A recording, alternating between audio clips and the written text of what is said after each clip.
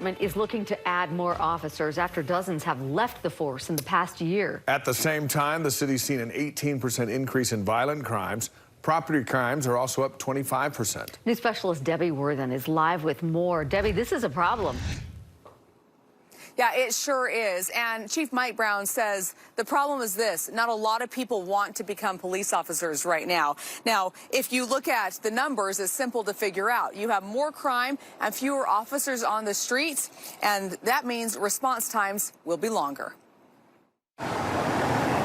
11 minutes and 37 seconds. That's the average response time for a Salt Lake City police officer.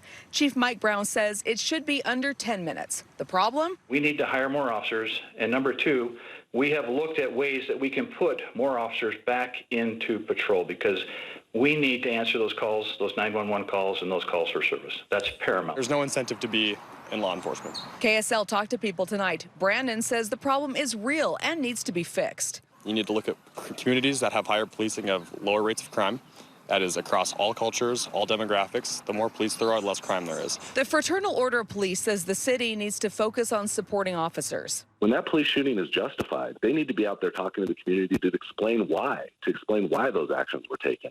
According to the FOP, that hasn't happened, and that lack of support makes it tough for the department to retain officers, let alone convince more people to apply for the job. It means something else. It's something dirty, or like a bad word, if you will. This woman was studying in college with the goal to go into law enforcement. That changed for her this last year. Why would I want to, be looked at or looked down at if I'm walking around instead of, that's like that sense of pride would basically vanish at that point. Brandon says, look at statistics. Defunding police doesn't make sense. If anything, they need different resources that would enable them to do the job better. I don't think that the sins of a few should be applied to the good doings and reputations of many.